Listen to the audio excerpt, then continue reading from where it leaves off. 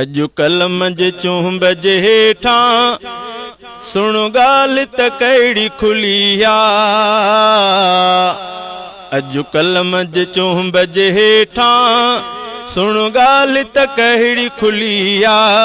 हिक माऊ मां आयशा हिक बचड़ो सोनो अली आ। अजु कलम जे चुंब जे हेठां सुनो गाल त कहिड़ी खुली आ। अजु कलम जे चुंब जे हेठां सुनो गाल त कहिड़ी खुली आ। हिक माऊ मां आयशा हिक बचड़ो सोनो अली आ माऊ सरी तहारत ऐं बचड़ो शेर शुजात। आ माऊ सरी तहारत ऐं बचड़ो शेर शुजात।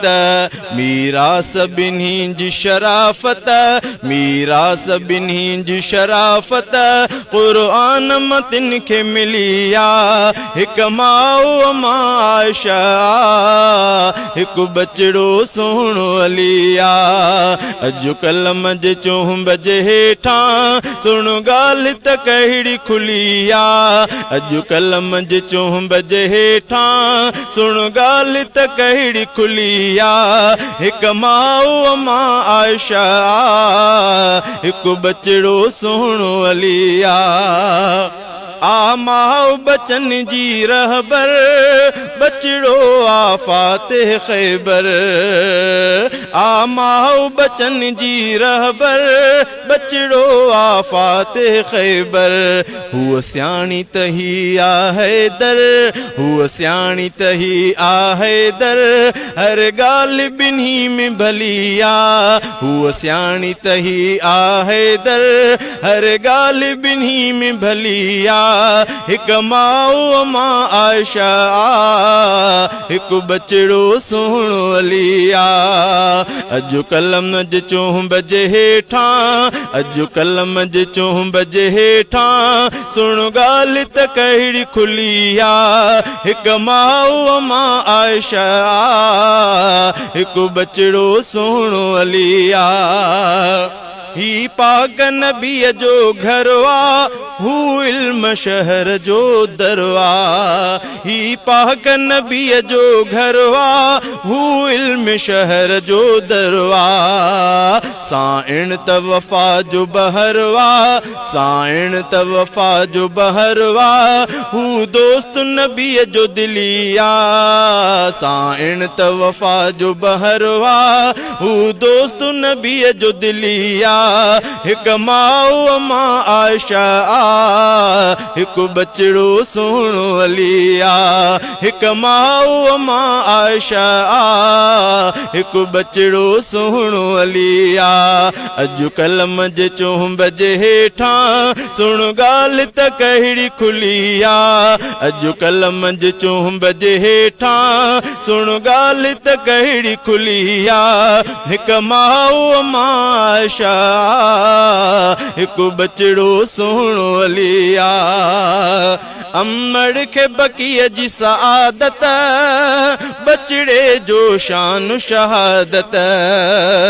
अमड़ खे बकीअ जी सआदत बचड़े जो शान शहादत।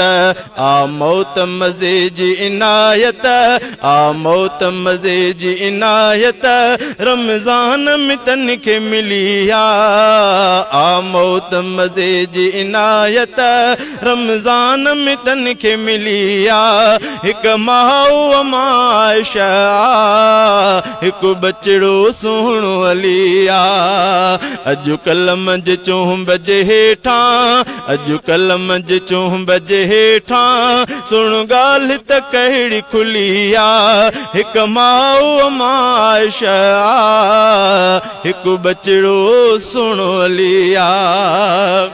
सोहराब हा हकीकत ही बई थी बहार शरीयत सोहराब हा हकीकत ही बई थी बहार शरीयत इन माओ बचे जी बदौलत तौहीद जी हीर घुलिया इन माओ बचे जी बदौलत तौहीद जी हीर घुलिया हिक माओ माशा हिक बचड़ो सोणो लिया अॼुकल्ह मंझि चुंब जे हेठां सुण ॻाल्हि त कहिड़ी खुलिया अॼुकल्ह मंझि चुंब जे हेठां सुण ॻाल्हि त कहिड़ी खुलिया हिक माओ माशा हिक बचड़ो सोणो लिया हिक माओ माशा